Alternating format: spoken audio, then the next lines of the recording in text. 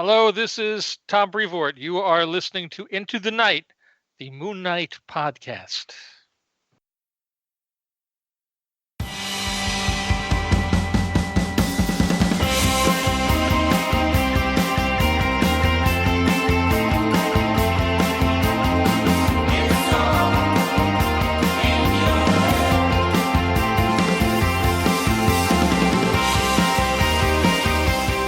Yes, welcome back, Looney listeners. You are listening to Into the Night, the Moon Knight podcast. This is episode 229, and you are listening to your High Priest of Khonshu, Ray, and another High Priest of Khonshu returning after a really nice chat on episode 228. Rebecca, welcome back. Thank you. It's good to be back.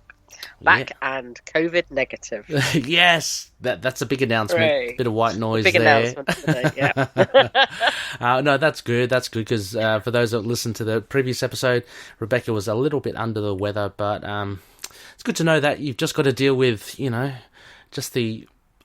it's just a cold. Just the we're cold, just not used to colds the symptoms anymore, that come with like, it. Yeah. especially not with the lockdowns we've had. Like, we're just not used to getting infected with things. So, but yeah, I didn't think it would make any difference to me, but it is a big relief just in that I'm not going out infecting it. I mean, I'm not going out at the moment, but when I go out, I'm not risking other people around me, and we're very grateful that we're at a time now where I can just ask for a test to be sent to my house and get the results texted to me, so I can just stay home.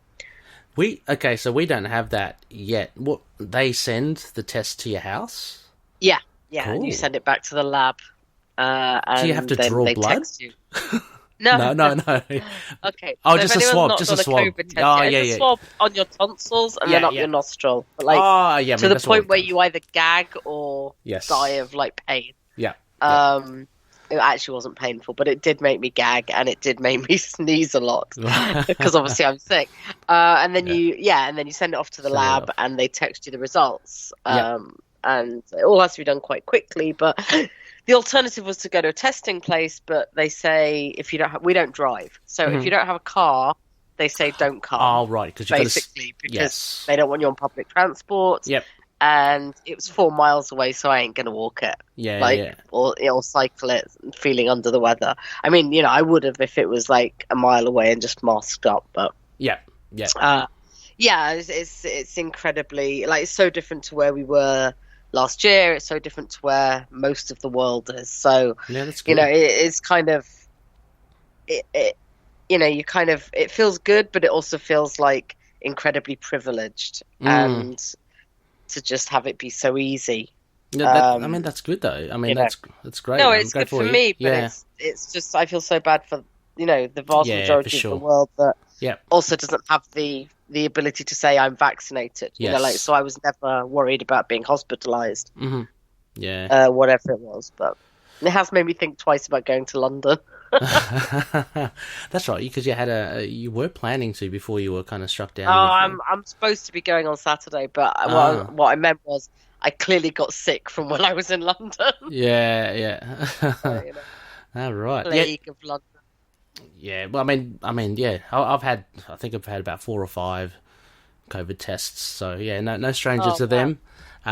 This is my first lab one.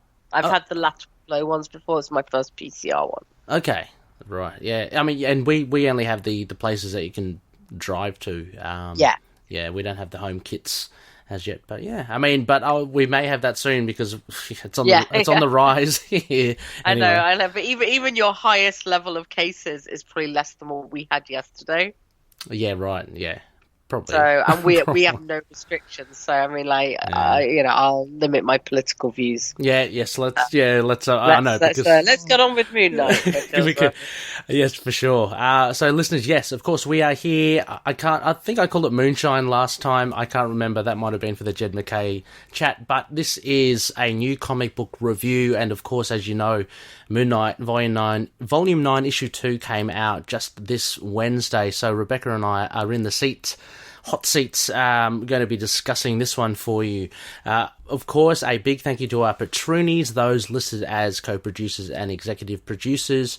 A huge thank you. It's been wonderful that you've been able to throw some coin and contribute towards the show. So a big thank you to Daniel, Drew, Justin, Derek, Kyle, Wayne, Jordan, Josh, James, Anthony, and Michael.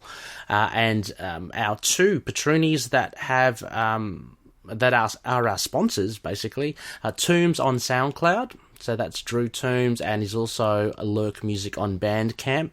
And Drew produces dance music as well as creating some horror and sci-fi inspired soundscapes as Lurk Music on Bandcamp. Fringe Knight by Daniel Doing, an original indie comic based on Erie, Pennsylvania's very own mysterious superhero. And Dreamland Comics, the superhero superstore. Cool. Thank you all. Excellent. Yes, of course, very much appreciated all the sponsors. Now, I mean, we're going to jump straight into it. This is a new comic book review. For those of you that don't know, what we'll do is we'll read out the credits for this issue, followed by a bare bones, which is a summary, a synopsis, in case you kind of want to re-jog your memory or just get a roundabout summary of what this issue's all about. And then Rebecca and I will just talk about I don't know, a lot of the things that popped up in this issue. So there's plenty to chew on. So Rebecca, Moon Knight. So Volume 9, Number 2, Strings. I never pay attention to the titles, so it's always kind of nice to have them. It actually makes a lot of sense. I like that. Released August the 18th, 2021. Writer Jed Mackay, penciler and inker Alessandro Cappuccio, colorist Rachelle Rosenberg, letterer VC's Corey Petit, and editor Tom Brevoort. It is available in both floppy or hard issue and digital on Comixology and probably through the Marvel app. Yes, and I've had to purchase a digital copy just because, my LCS posting it over, so... Same here. I always have to rely on digital for these quick podcasts. Yeah, exactly. But I don't mind it because then you've basically got them in all formats. So yeah, I find it a lot easier. I do it for a few things, but just mainly. Yeah. But this is it's nice to have. Cool. So anyway, listeners, to recap what you have been reading.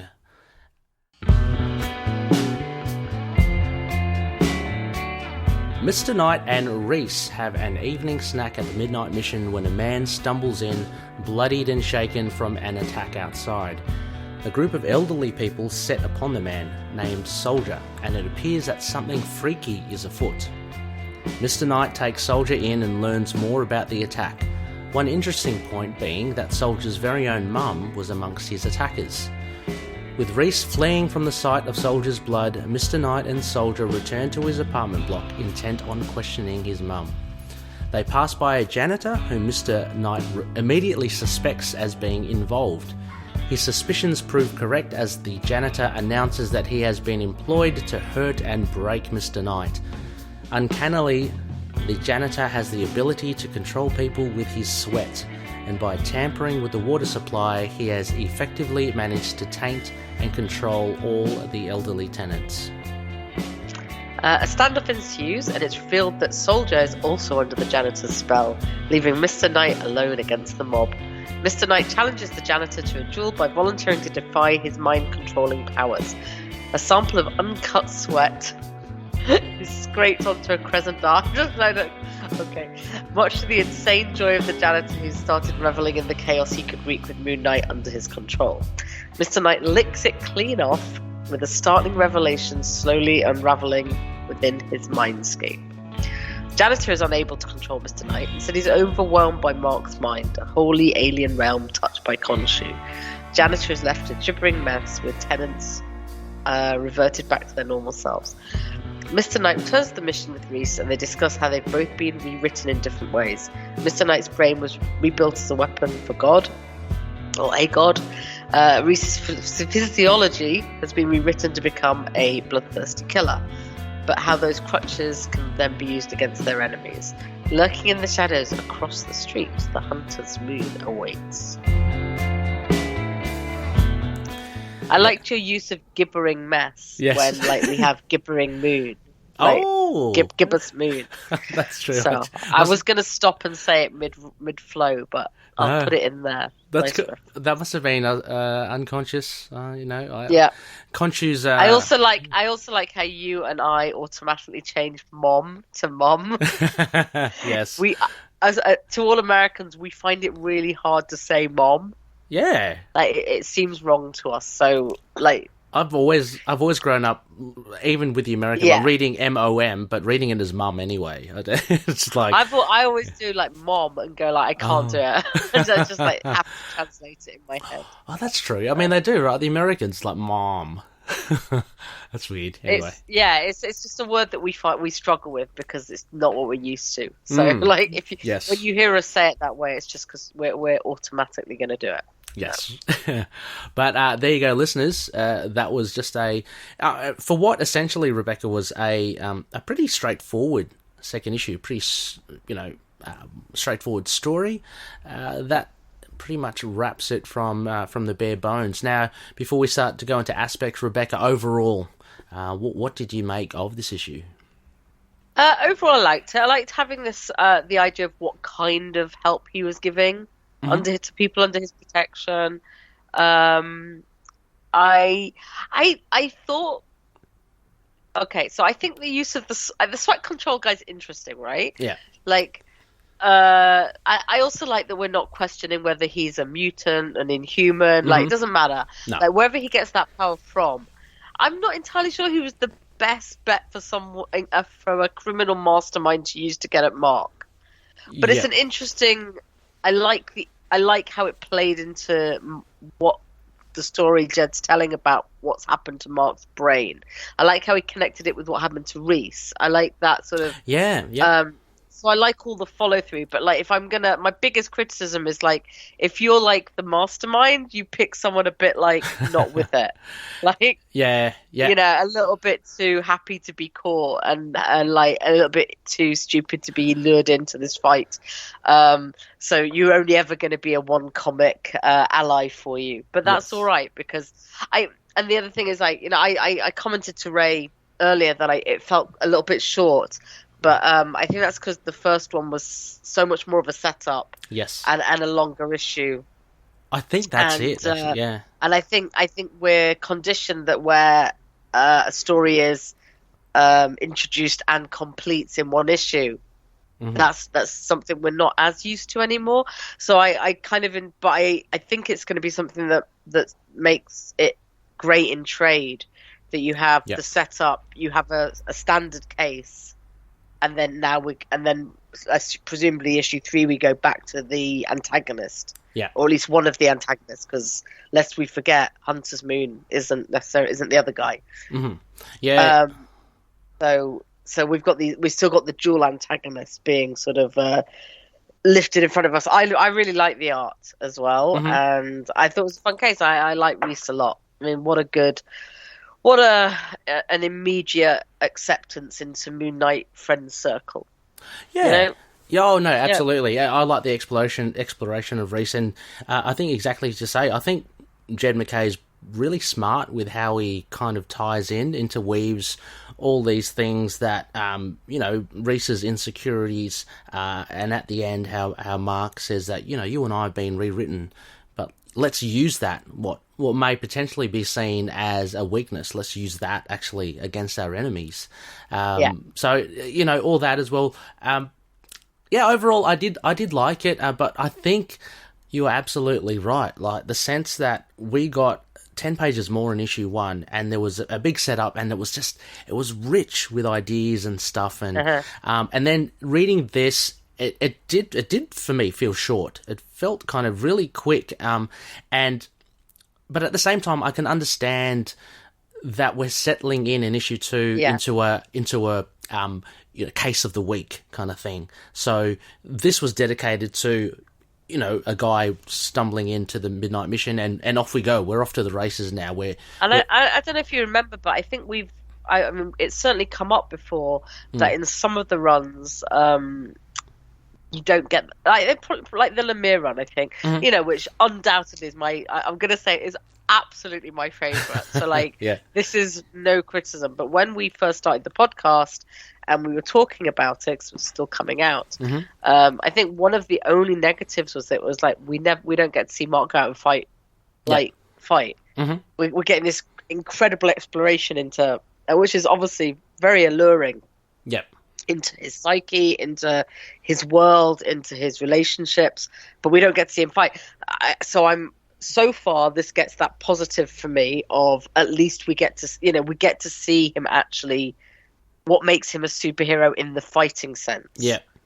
Let him protecting people and actually going out and doing it.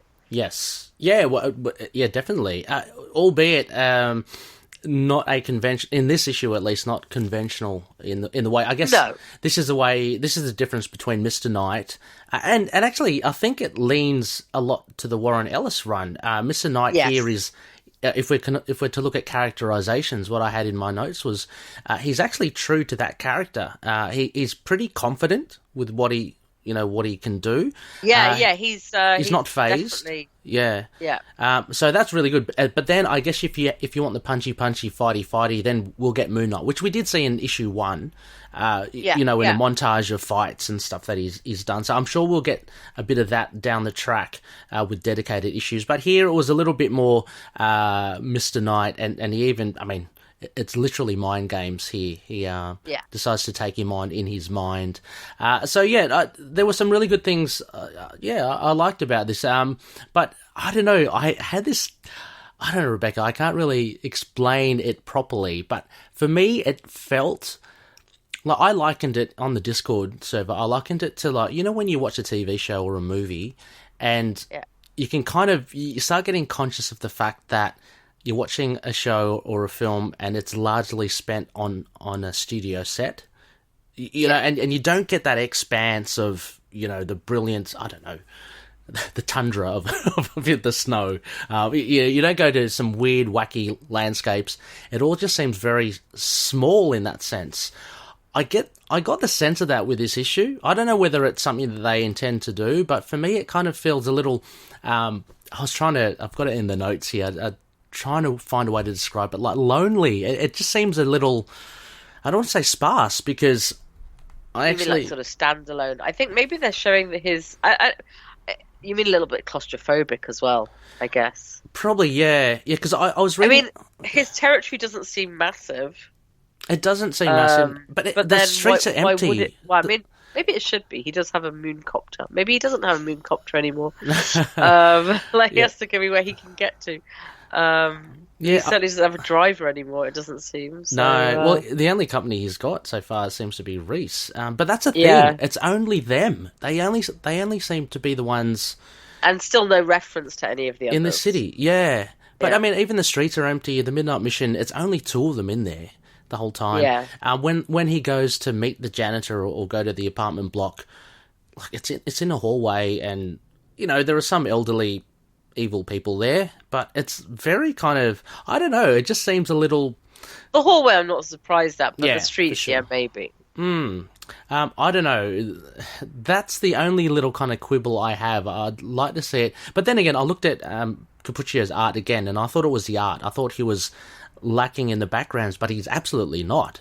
If anything, his backdrops are more detailed than issue 1. They seem. Yeah, I think they are actually. So they're fine, but there's just something, I don't know. There's something missing for me. Anyway, something to watch out for as the issues go. I know what you mean. Yeah, it didn't bother me, but I think it added to that sense of it being relatively straightforward. There was no complications of background either. You're right. Yeah, but I think what you're saying though, and I think it's partially to do with this, is that it will work really well in a trade.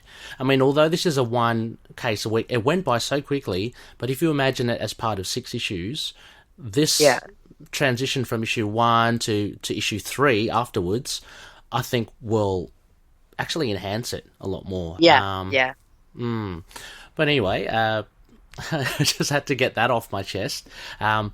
But yeah, I really saw. I was quite sad because in the first page of him and Reese talking, it looked like he'd changed into a black waistcoat with the white suit, and I was like, that looks very dapper, and then it wasn't. It's just shading. Oh, he does, doesn't he? Yeah. But I was like, oh, that's so nice. I'd like that. And then when you got to see it, it's like, no, that was just the shading. Just the shading, yeah. I like how he lifts his mask up at least, and we get that kind of Spidey kind of look where you see his nose and mouth. I like that they're kind of having dinner. Like, she's having blood. And she's having blood. Chinese. Yeah, exactly. Yeah. He's having Chinese or something. But yeah. Chinese by the container. Sorry? With chopsticks. Yeah. Chinese by the container with chopsticks. Yeah, exactly. But I don't know. With the plot, as you mentioned, I think there were some really good ideas from Jed. There were enough twists. I enjoyed them. Like the fact that Soldier kind of turned on Mark because, I like that. Yeah, I mean, just those little things that I don't know, for me at least, like you probably don't expect. But Jed kind of keeps it fresh rather than like, this is the big reveal. This is the janitor. But it's not only that. Soldier's like he's part of the crew as well. So I like those little twists. And even the fact at the beginning when the Soldier drops the info that my mum's part of them, it's like, whoa! I was reading it going, whoa, cool! This is quite interesting. Yeah. So I like those little things. You mentioned that like you really like Reese. Like I think she really does come out here. We see her in two big moments. I guess the first one, Rebecca, was when Mr. Knight and Reese are helping patch up Soldier. Yeah, being overcome by the scent of blood. And which is interesting because it implies that they've not had too many people come in bleeding before. Yeah, that's true.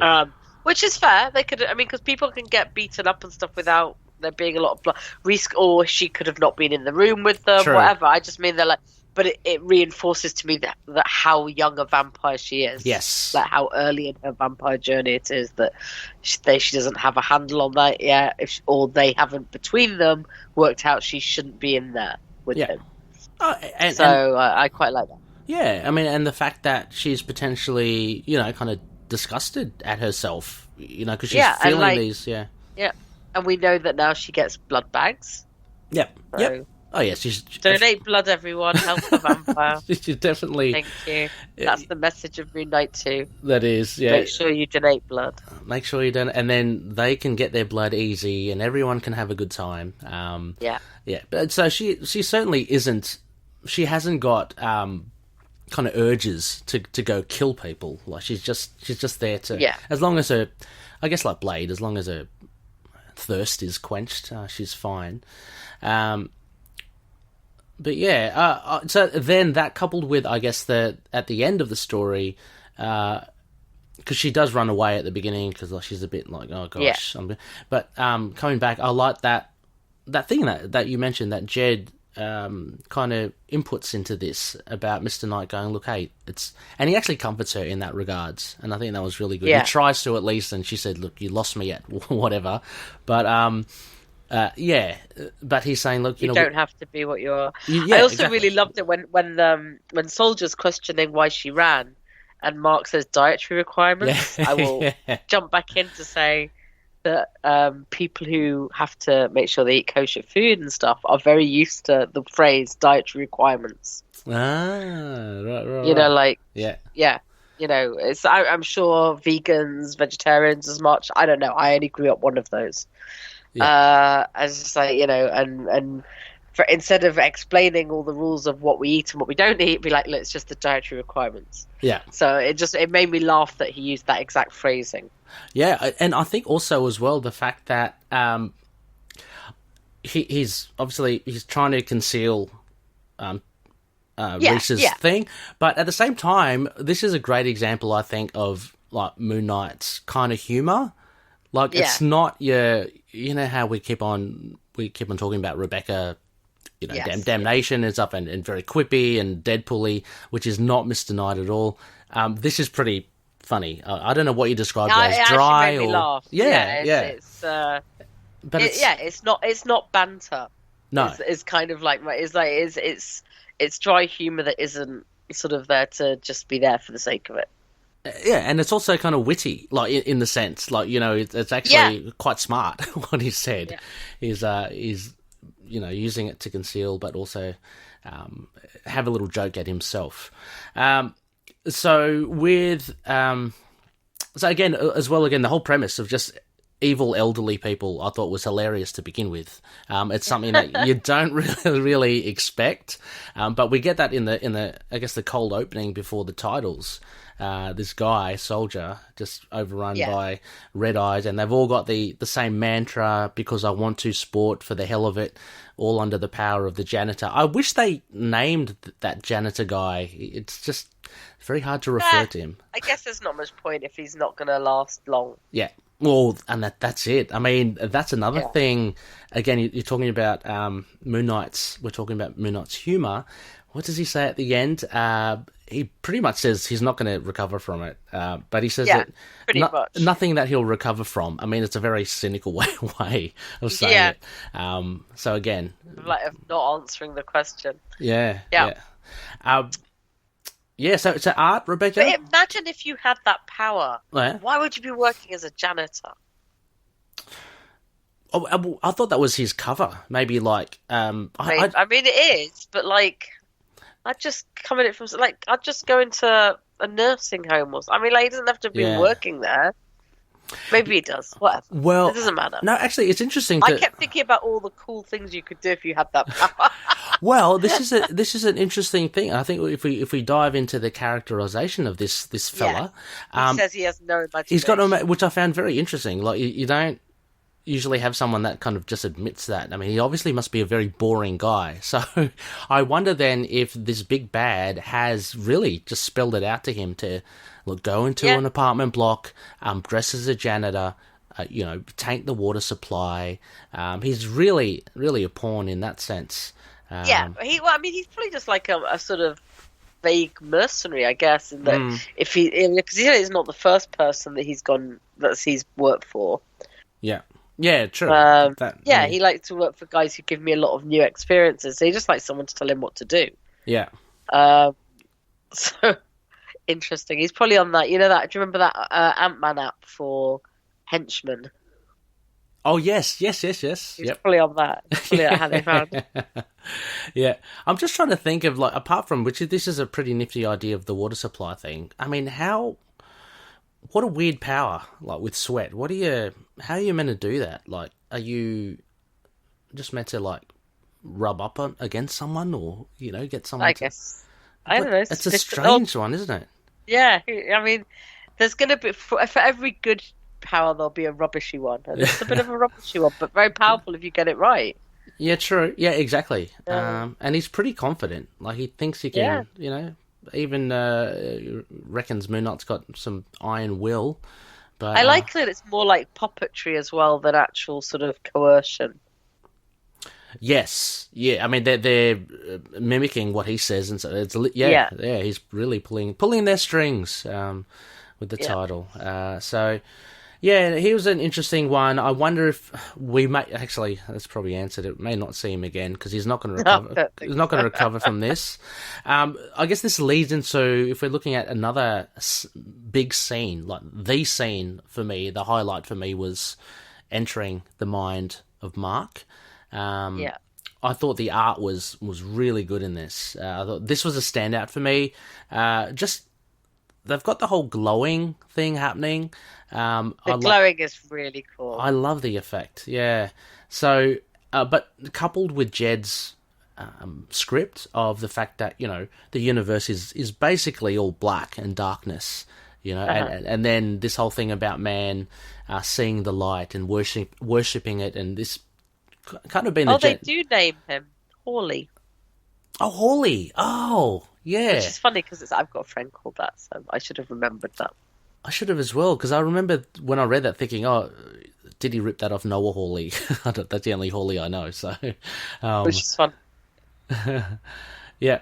But yeah, this Mindscape was good. Rebecca, any thoughts on this? I think it's, again, we get the theme. Like, it's, I think it's this this issue would work almost as well as an introduction as issue 1. Mm-hmm. Not as thorough an introduction, but that's what you're aiming for, isn't it, with comics? It's like if somebody's missed the first issue, they can still get an eye. And I think this is what gives you that idea. Like, you could... he's telling the story about then any kind of lightness will look like, saving grace of God if you're being pulled down in all that darkness. And again, we're back to that theme of like, how did his interaction with Khonshu alter Mark's mind? Yeah. Separately from the DID. Yeah, that's a big thing. Yeah. And there's definitely that when you get that big splash page of come and worship. Yes. That's the divinity speaking. Like, look at the size of him. I know. Amazing. And I like how it's very, very Moon Knight-esque. Just like because now he's holding Hawley in his hand. Yes. And narrating this with the moon behind him. This is my temple, but it's also poisoned because of, he's communed with an ultra-terrestrial intelligence. So, or God. And then, we get the personalities in the sarcophagi, which is cool because there's an unnamed one. Yeah, what do you make of that? I thought then that Hawley was wrapped up in it, and because it looks like he's wrapped up in it and entombed in it. Does that mean that Mark who knows? I mean, who knows? Yeah. I mean, I wouldn't have thought so, but just a general. That's an interesting point there. There is an unnamed one. Like the Spectre one is definitely out. Yep. And then there's and it does seem to be wrapping Hawley in mummifying and putting in the sarcophagus, but who knows? Who knows? I mean, but no name appears, so I'm open on that. Yeah. And then he's basically turns into what is a psalm. The sort of the dialogue becomes poetic. It ends with this Selah. How good is that panel as well? I love that. It's beautiful. Yeah. I mean, which is somebody pointed out on Discord, but otherwise, I do have vague memory of reading Psalms. It's used as a kind of point in Psalms that they're not really sure what it means, but it seems to be a cue to musicians. Okay. Like the beginning and the end of Psalms, or at certain points. So, but if you look at the dialogue before that, it does completely change from when Mr. Knight's speaking, from when Mark speaks. It becomes different, and I think all those little things play into it. The coloring's different, the dialogue colors are different. Yeah. It's just really nicely done. Yeah, yeah, for sure. I mean, I think art-wise, as picky as I may be, I think this Mindscape stuff was really good, and it was a nice little, I think, addition that Jed has given without really trying to. I mean, he's not trying to rewrite anything. He's working with what he's adding this. He's adding another. It's basically adding a different entry point into Mark's mind. Yeah. So, we've had so many other entry points, and then this one, as Jed said in the interview, and he said in other interviews, is looking at that kind of what does that being close to the divine do to you? Yeah. Which we've never had examined before, and I think apart from what we're talking about the whole evolution of Mark having DID, the evolution of writers being able to talk about it sensibly because of our understanding of mental health better, and now it's kind of like, well, away from the DID, how is Mark different? Yeah. Yeah. And he would still be different. From what we're saying about DID, he had DID anyway. Mm-hmm. So what has Khonshu done? And that's that kind of divine thing. Yeah. Messing with his mind. I guess the DID defines now Mark or Moon Knight from, because Moon Knight's now like a legacy thing that was introduced in the Bemis thing. Throughout the ages, there have been Moon Knights. I guess the DID is differentiating Mark from the others, but it is interesting to tap into this. How has Khonshu, what makes a Moon Knight? I think this is an interesting look into it. I did like that final panel of Soldier where he's saying, "What did you do?" It looks a bit like it could have been an old drawing of Mark. Plasters over his nose and everything. It's like, oh yeah, I see Mark looked like that as well. Yeah, yeah. Pretty weird. His name's Soldier as well, but that was a little bit. But there's something kind of funny about Soldier, janitor, mum, like not getting. I mean, we did get name Hawley, but we very much got him as the janitor. Yeah, true. It's almost like I don't want to play into any of your theories, Ray, because I would hate to do that. But it's almost like playing pieces on a board game. Yeah. Like if you think about like Monopoly, and you have the boot, the dog, top hat, Cluedo, you have Colonel Mustard, Professor Plum, whatever. I mean, there's this one thing as well, Rebecca, because we try to draw things from a couple of words. So Hawley does say of his employer that he has a hell of an imagination. Now, there's another little juicy little bit as to who this person could be. Again, not much that we can go off, but I didn't. So again, this big bad has got to be quite flamboyant, right? I mean, we know that. If you're looking at these different pieces, chess pieces, are we looking at the Grandmaster? I don't know. I mean, look, I'm not saying that hell is used twice in that panel, but hell is used twice in that panel. Oh. So I hadn't thought about it before, like, because since WandaVision, we are all well away from speculating about anything to do with yes. Oh no, I'm back to. Can I go back to Despair now? My random demon. Oh yes, yeah, Despair's your one. Let's do it. Yeah, let's do it. Yeah, right. Okay. No, but I'm just saying, like, there's two things he says. He says hell of an inspiration, hell of a imagination. So you can either go with imagination, you can go with hell. It gives us these two avenues, which I think is great because again, it's leaving it open. Like we don't have enough clues to nail who this is. Oh no, and I love that. I love that because, as much as we all love being right, we all love guessing, we all have bets on Discord or whatever, but like the real joy is not being sure and having somebody else take you on that journey. Oh, absolutely. I mean, it's fun to speculate. Yeah, I still think it's full nut. I'm gonna double down on Despair soon. Despair, and I think you're right though, Ray. I think it fits Arcade nicely as well. Like I'm not gonna lie. I was quite happy with that, but and Grandmaster as well is good. For Grandmaster, that's so big though, isn't it? He's such a big player. Yeah. Why would he be worried about Mark? That's the problem I have with people like Mephisto as well, like that. But if he's decided he just wants to come and mess with someone's mind, Mark's always going to be a great target for that. I guess the point is that in the last Avengers, whatever we think about the Moon Knight Avengers episodes, they do put him up in the attention grabbing area for other characters. I mean, but I do quite like Despair as a kind of someone who just because it's very low-key and just quite proud of it.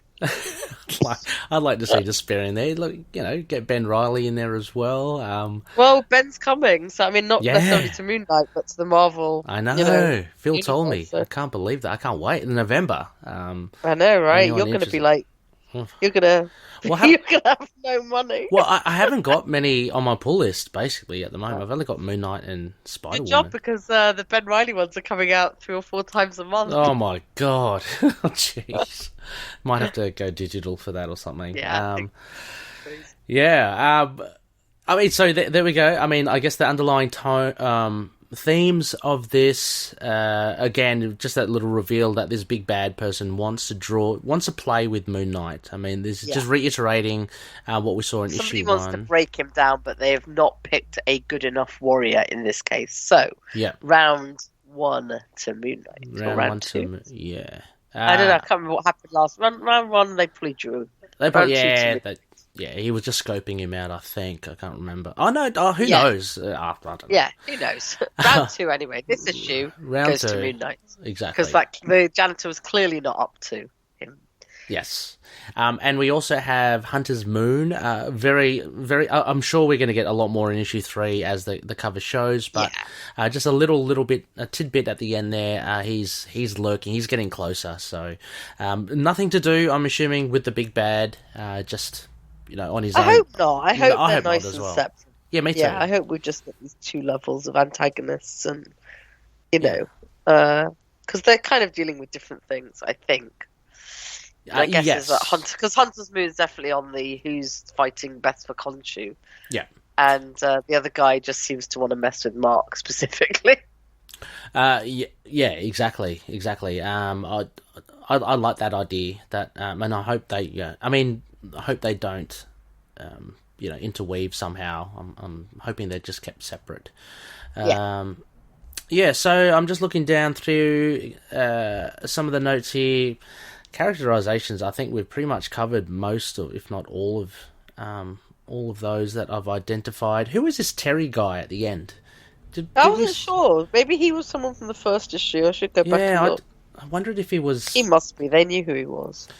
Yeah, I wonder if he was the... Because again, those other vampires that Reese was with, the recent turns, I wonder if he was one of them. Wonder what happened to them, anyway. Yeah, I don't think he cared about as much about the other ones, though, did he? Like Mark. So I'll take this one. Yeah, exactly.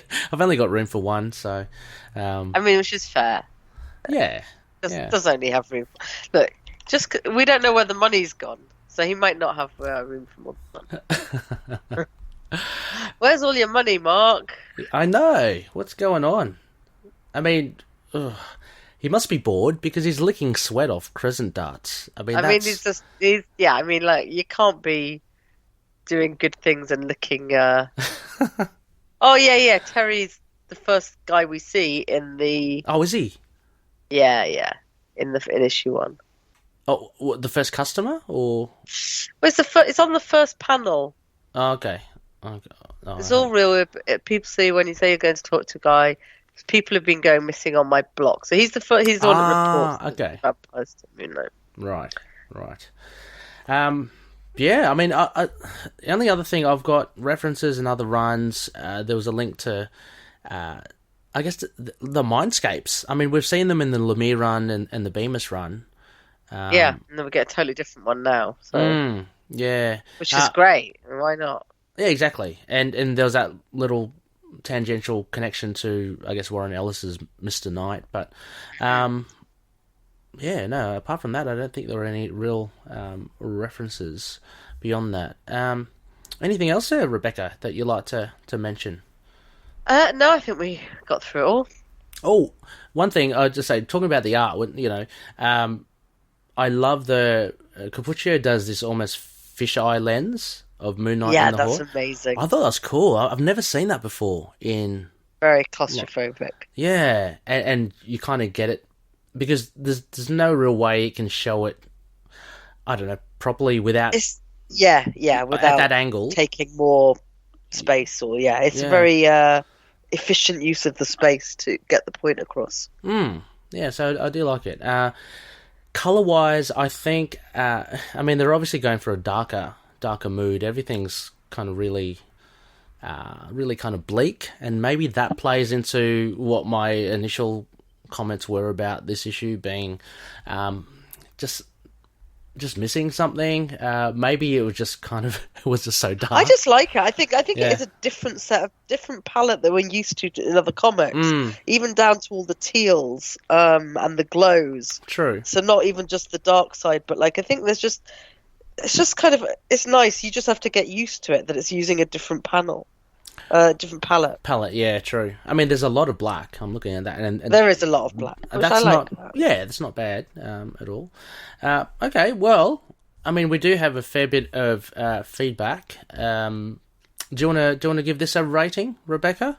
Yeah, go on. Which ones are we going to use? I'll put mine down. Look, can I take the Connoisseurs one then? Yeah. Okay, cool. I'll just change that there. Look, okay. Sorry. What would you give this, Rebecca? I don't know. I think I have to go vanilla because I want to do 7.5. 7.5. Okay. Excellent. So that is a 3/4 moon. 3/4 moon. There you go. We were pretty generous with the first issue, right? Yeah. I think I gave it a 10. You gave it a 10? Yeah, I think I gave it 9.5. Yeah, look, I enjoyed this issue. The first issue for me, because it's all that buzz, right? You know, anticipation for issue 1. It's longer as well, and it has more in it. Exactly, but also it's the first issue of the series that we're all kind of hankering for. So, especially if you stick that landing, you're going to get really good marks. This second issue, it's still solid for me. On my first reading, I did, like I keep on mentioning, I did feel like it just was missing something, but I did enjoy it a little bit more on my next reading as well. And I agree with you, Rebecca. Again, although this is a one-shot, really, it is. It does. I think it will work better with. Yeah. I think it's going to work very cleverly in a trade. Yeah, with issues either side of it. So I'll give it a 7 out of 10. I think it's a decent. Yeah, I'd just like to say that I don't think either of those scores are bad scores. No, not at all. If all the comics I bought got that score, I'd be delighted. Yes. Yeah, I mean, just as a gauge, like a comic that I found entertaining, but really didn't, go above and beyond, I'd give it like a 6, So exactly. A 7's... That's kind of my line as well, yeah. Yeah. And if it was like really kind of like a 5 is obviously borderline. And anything under 5, I probably wish I didn't buy it. Yes, or struggle to read it, or lost interest halfway through it. That sort of stuff is, yeah. Anyway, listeners, there you go. 7.5 from Rebecca, 7 from myself. It'll be interesting to see what others thought. How about Rebecca on the other side of the break? Let's dive into some night lines.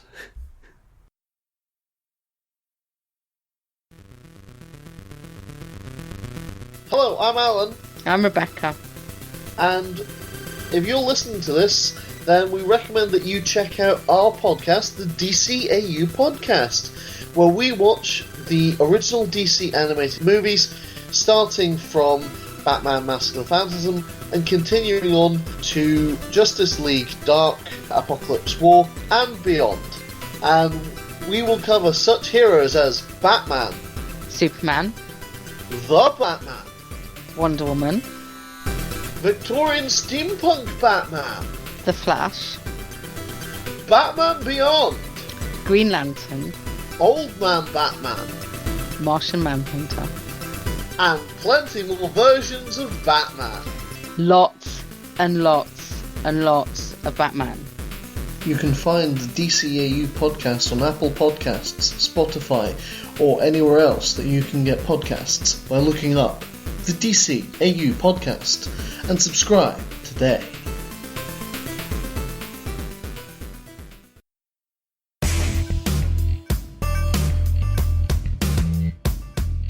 Hello, Looney listeners. This is Ray here. Just wanting to say, look, if you like Moon Knight, I urge you to give The Fringe Knight a go. This is a self-published indie release by creator and writer Daniel Doing, and it's a ripper of a read. The Fringe Knight is an adventure comic series set in Erie, Pennsylvania, and the series stars the title character who protects his city from every threat imaginable, from radioactive wolfmen to mad scientists putting poodles in giant robots. The Fringe Knight is there to protect. Definitely worth checking out. I highly recommend it. Available, just check out the show notes in this episode, but Fringe Knight has a Facebook page as well as a Patreon page, and you can also find all the comics on indieplanet.com. So check out Fringe Knight by Daniel Doing. Alright, let's get on to the show.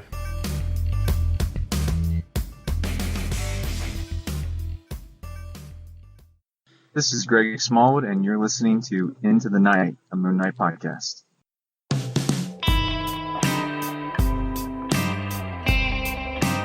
Yes, welcome back, Looney listeners. You are listening to Into the Night, the Moon Knight podcast. I am here with Rebecca, and we have just had a look at Moon Knight Volume 9, Issue 2, Strings by Jed Mackay and Alessandro Cappuccio. Now, Rebecca, we do have some feedback here. I'm wondering, as usual, maybe we take one each. Yeah. Okay, cool. Want me to start, or? Yes, please. Okay, so from the Facebook group, Andrew Mayer. Absolutely slaps. What a simple yet excellently done plot mechanic.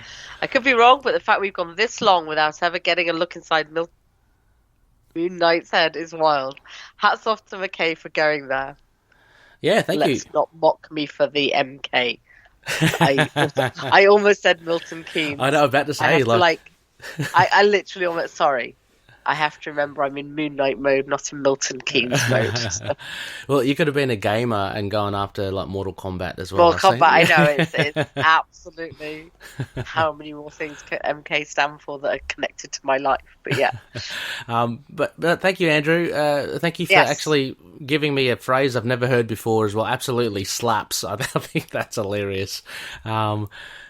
But yeah, he mentioned this long without ever getting a look inside. I mean, I think as we mentioned, Rebecca, we did get a look in the Bemis run. So the last series did guess different. Again, like I say, I think it's probably that different look into his head. Yeah. So it's that the look into his head that isn't just focused on the altars. Yeah. Oh, yeah, true. Exactly. You're right. Yeah, I mean, I think both points are right. We have kind of looked in his head before, but in a different. This is the fact that it's so different is what makes it feel like we haven't. So yeah, and it really is pointing out that this is a different kind of look inside Mark's mind. So yeah, so thank you, Andrew. Thanks for that. Next we have Rick, the Rick Ball, a special. Had some nice discussions with Rick. Rick says, yeah, that first issue of Moon Knight was really good, but issue 2, this issue slapped so hard. My God, everyone's slapping each other. Everyone's slapping. Everyone's slapping. What's going on? Jed Mackay and Alessandro Cappuccio are really pushing the envelope with the character that to me hasn't been seen since the Jeff Lemire or the Charlie Houston runs. Also a shout out to Alessandro with the artwork, not only feeling manga-esque, reminding me heavily of Tita Kubo, but the segment going into Mark's mind was God tier. Can't wait for issue 3. Literally God tier. It was. Good choice of words there, Rick. Now, thank you so much. And I am totally chuffed. I love it that you are loving it as well. Really good. And Rebecca, did you see the ties with manga? Rick did mention that this really does. Some of the when he goes into the, I think when you see the Moon Knight fights, that kind of what we thought were, the sort of action lines and stuff like that, and the background's dark. That feels manga-esque. But I think me and Rick also probably read different manga. Okay. Generally.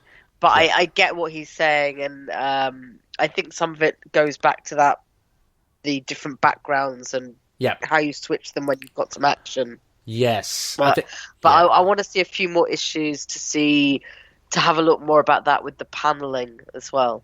Yeah. And the difference there. But I get what he's saying.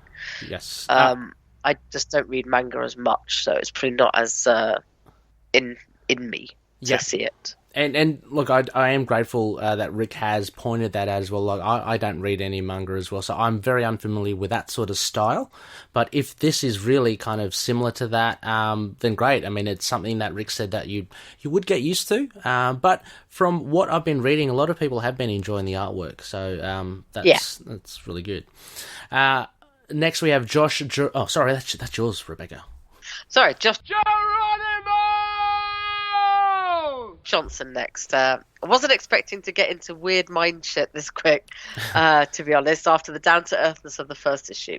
The story was weird, the villain seemed kind of ridiculous, but the art was great. 6 out of 10. Yeah, thank you, Josh. He's 6 out of 10.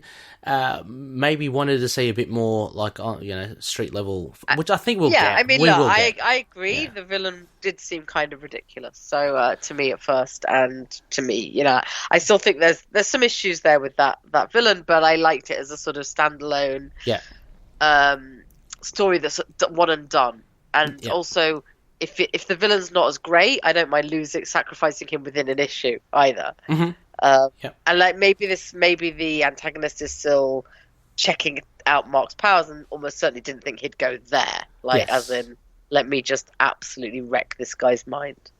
Yeah. I mean, the way I see it, that's one of the points I was thinking about. I forgot. Was that you were mentioning, Rebecca, that how could the big bad is just like implying inept people? But I think he probably, my headcanon, the big bad's probably used Hawley. I mean, just to cause a ruckus. You know, he's not really there to break Mark in any way or Moon Knight. I think he's probably there just to play with him, probably be expected that he'd be beaten, I think. If it wasn't, then yeah, I mean, that's a pretty poor choice of assassin. But maybe he just wanted to mess with him for a bit longer. Wasn't quite counting on Mr. Knight to be quite so. Come on, let's duel it out.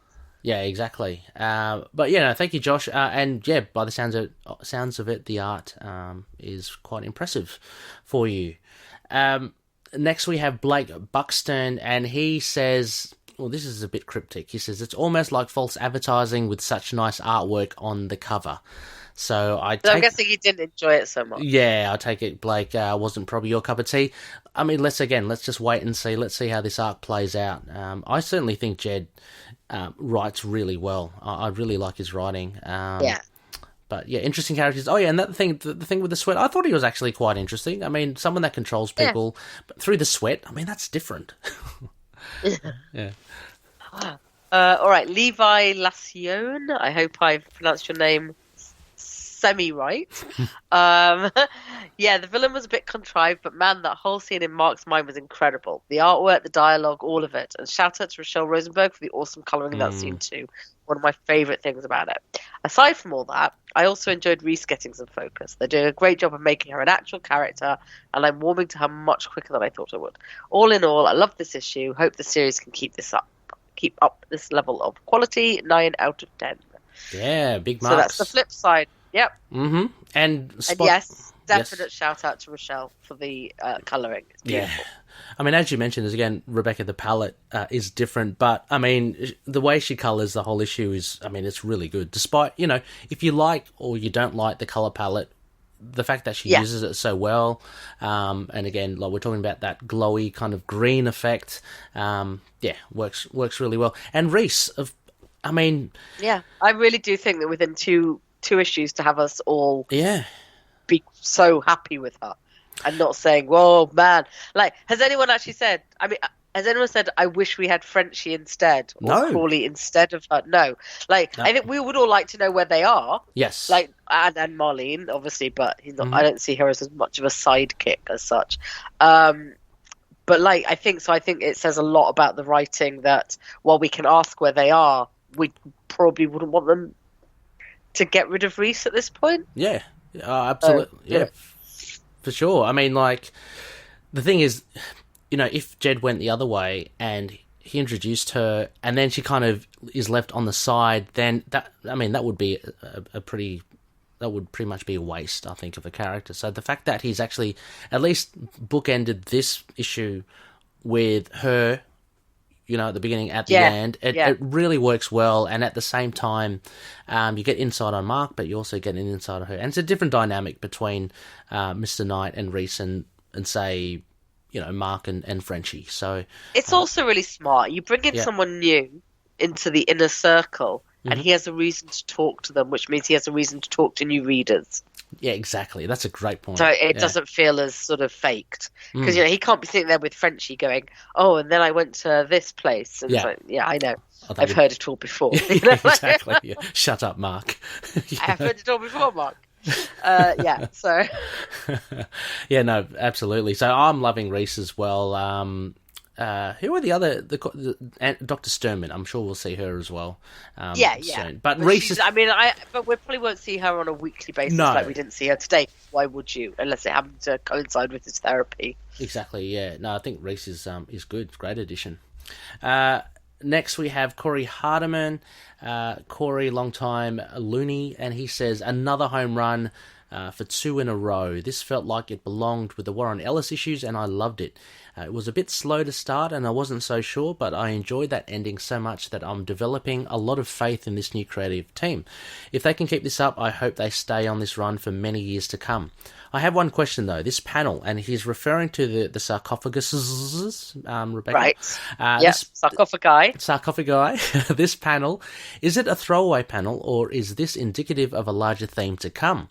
Did Moon Knight just make another personality for later use? If so, what does this mean for the origins of Jake and Stephen?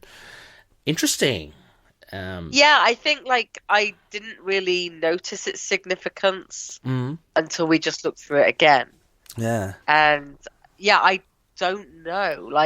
I almost don't want it to be a new one this quickly, this easily, this guy. It doesn't really fit in with what we're saying about DID necessarily. No. But I do really like that graphic with the named slots for the sarcophagi and then this one without a name. So I'm kind of open-minded on that. I also have questions about it now I've noticed it. Yeah. And would like to and I can't imagine that wasn't planned. Yes, no. So absolutely. in which case I hope we get some payoff for it. Yes, that was Jed.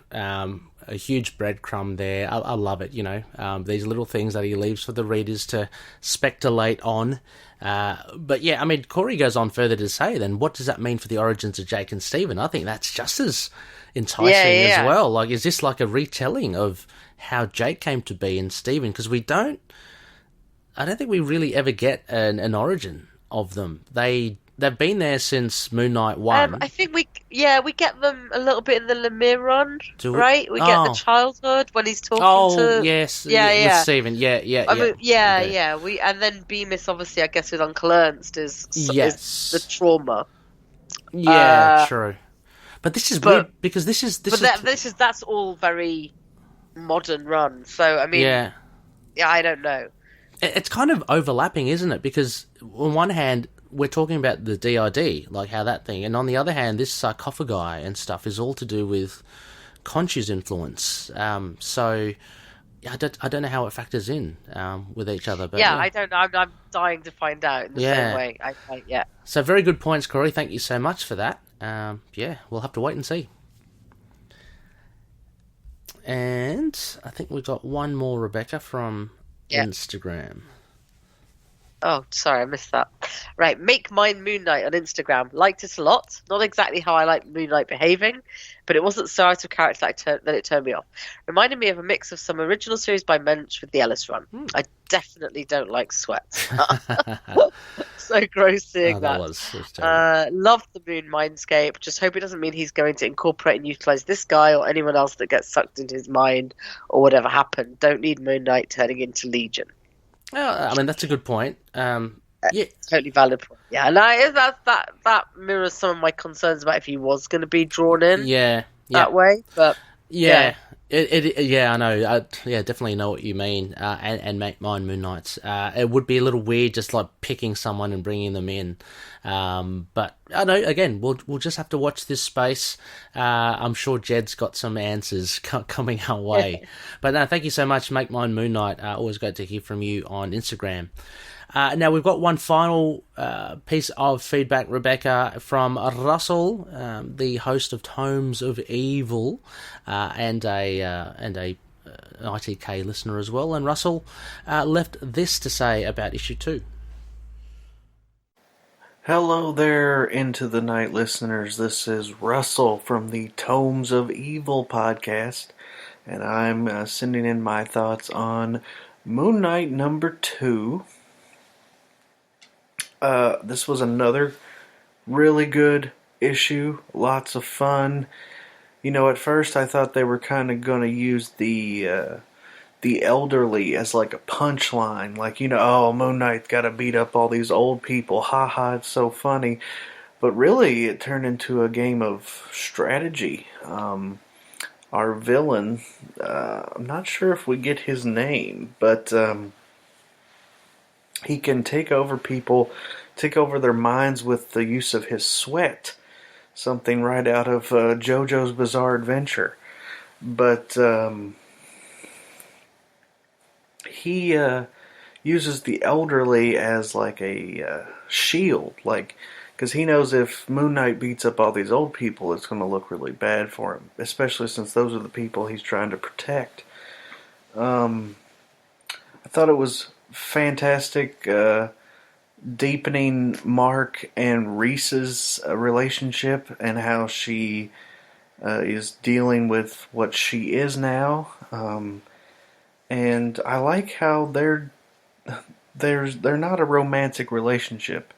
A man and a woman should be able to be friends and not have these lingering, will they, won't they? No, their relationship just seems like two friends coping with what they are, and I really enjoy that. I really loved how he defeated the villain.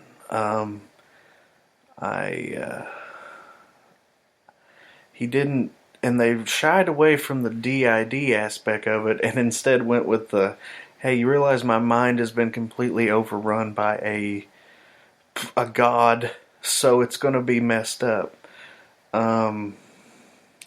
Also notice that the other personalities are tucked safely away inside these sarcophagi in his mind. No real development on who our mystery villain is, except for we know that this sweat guy works for him. And then, of course, the last shot is of Hunter's Moon, which, by the cover of next issue, we know this is probably when Hunter's Moon is going to attack. Really good issue. This one had less exposition, and rightfully so. You usually have a lot of exposition in your first issue, and then you start moving along to, the story. This had enough breadcrumbs to where you're interested where this overall story is going, but it still feels like a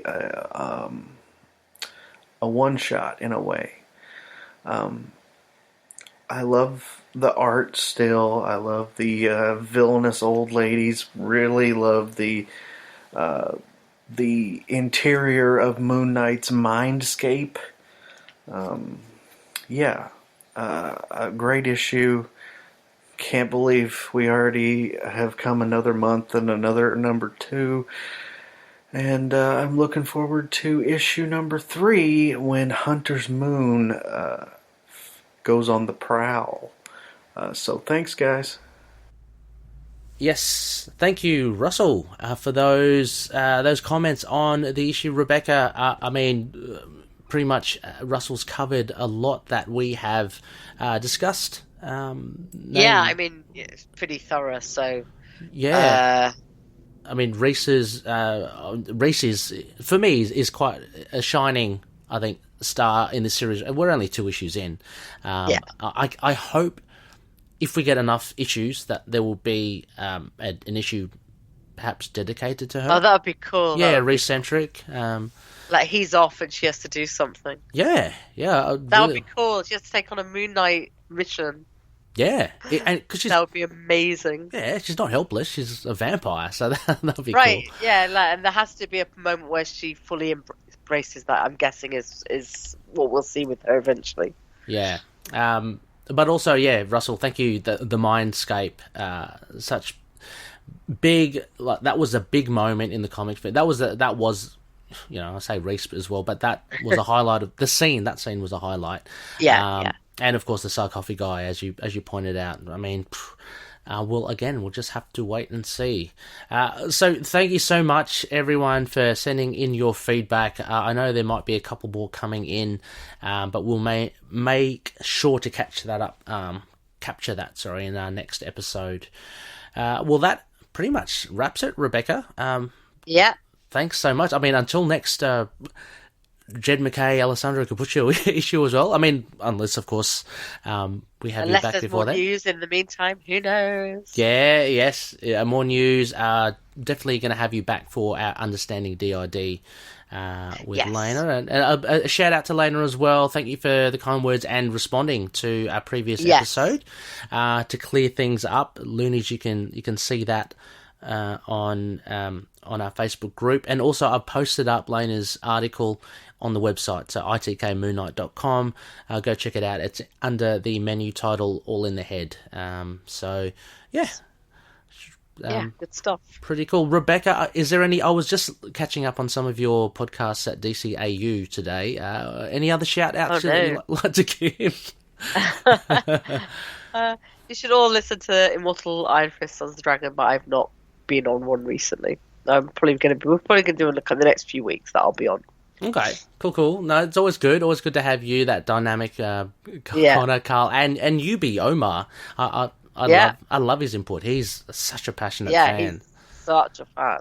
Yeah. I mean, not that we all aren't, but, such a knowledgeable fan. I'm like, I forget things. Just all the time. Like a different perspective, different type of fan in that. So, so go check that out. Of course, part of the collective, as is DCAU.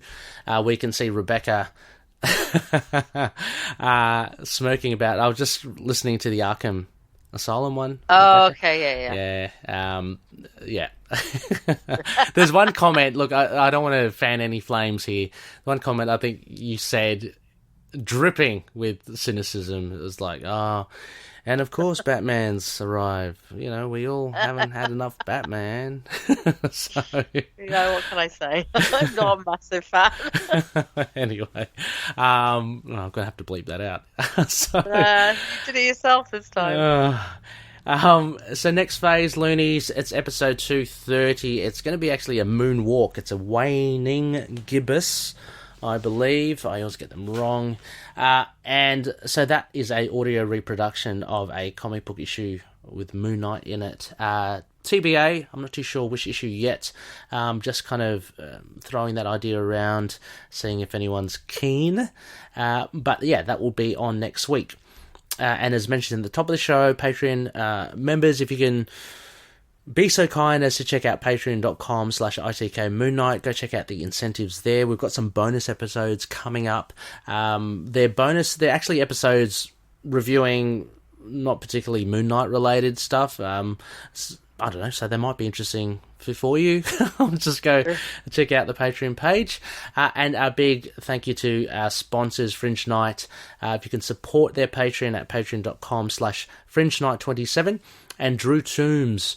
So Toombs is on SoundCloud, soundcloud.com/Toombs with a Z. And Lurk Music. So Drew's music there on Bandcamp.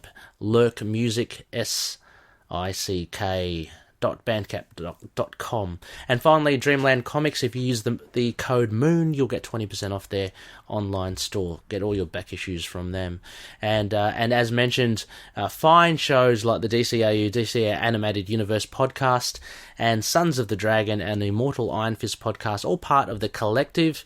So the likes of Rebecca, myself, we've had others like Russell, Phil, just talking geek stuff, comic book character stuff, comic-based stuff.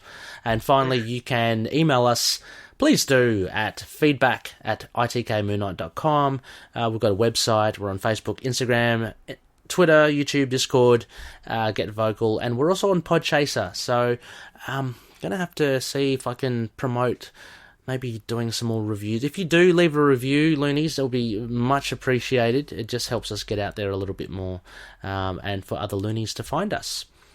Well, Rebecca, how is it for the rest of the day for you? Are you going to, you're going back to work? Oh. Yes. Yeah. And hope you rest up as well. Feel better. Congratulations on the negative test. Thank you. top of the show. Everyone, if you haven't heard, Rebecca is COVID negative. Right. And as always, Loonies, may Khonshu watch over the denizens of the night. Stay away from sweat. Take care, everyone.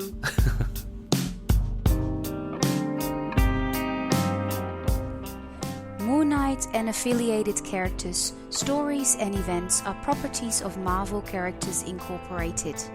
Materials used and discussed within the podcast are intended for critique and review purposes only under the fair dealing concept of the current Copyright Act.